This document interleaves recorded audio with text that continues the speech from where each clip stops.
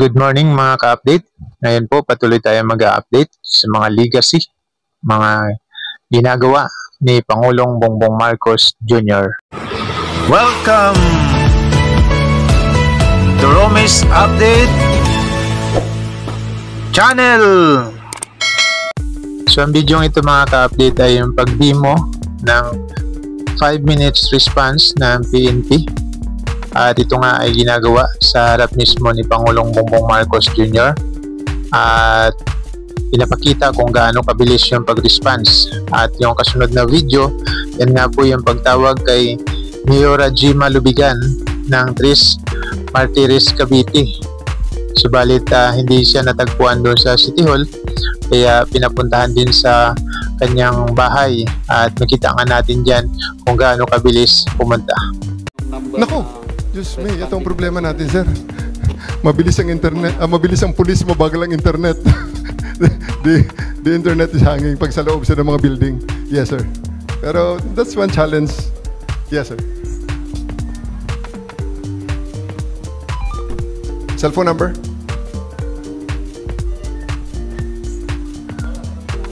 Yes, sir. 695 please, yung cellphone number ng responding personnel. Yung responding personnel natin, sir, all the time ay nakakausap natin, sir. We are through radio, sir. We are in constant communication with them. Right now, sir.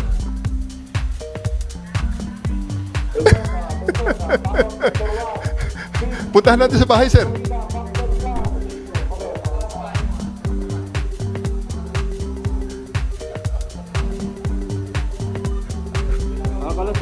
Address, sir, address. Dispatch. Sa bahay ni Mayor. Pakisabi, wala siya sa may opisina. Diretso sa bahay ni Mayor. Yan na si Mayor. Hinihintay na nila, sir, si Mayor. Ito na, sir.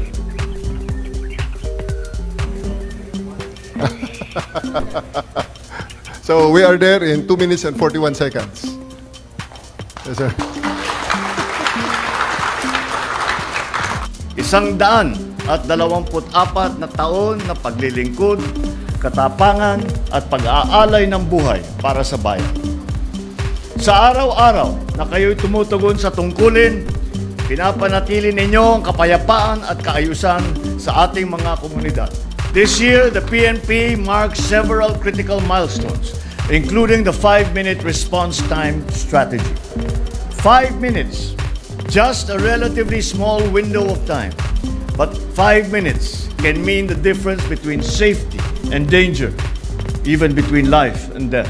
However, the challenge now is to ensure that, rain or shine, during ordinary days, and more so in times of crisis, there are people who will be ready to answer our people's call for help. This is how we rebuild the trust that the police will come, no matter what time, no matter what the circumstances, they will arrive. We owe our people a system that they can rely on. Considering this day and age, criminals have mastered new and sophisticated ways to advance their schemes. Inaabuso nila ang mga makabagong teknolohiya upang manloko, maninlang, at mambiktima. Ito ang kailangan nating bantayan. Ito ang ating dapat sugpuin. Huwag din natin kalimutan na bahagi ng banta sa seguridad ang mga nasa hanay na bumabaluktot mismo ng ating layunin. Aanin pa ang pinakamodernong kagamitan kung may ilang pulis pa rin ang umaabuso sa kapangyarihan. Inuulit ko, walang lugar ang katiwalian sa ating kapulisan. Be assured that the government stands with you, behind you, every hour of every day, as you continue to carry out your mission and build a safer and more peaceful bagong Pilipinas.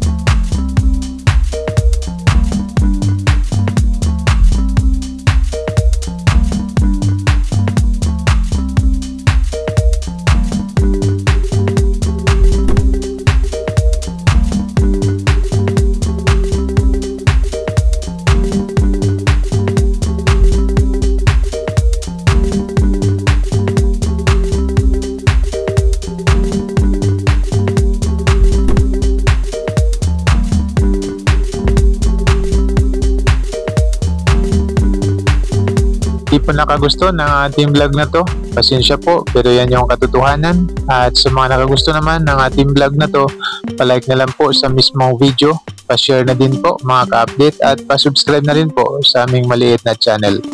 So muli po, maraming salamat sa panonood at suporta. Glory to our Lord Jesus Christ, and God bless po sa ating lahat.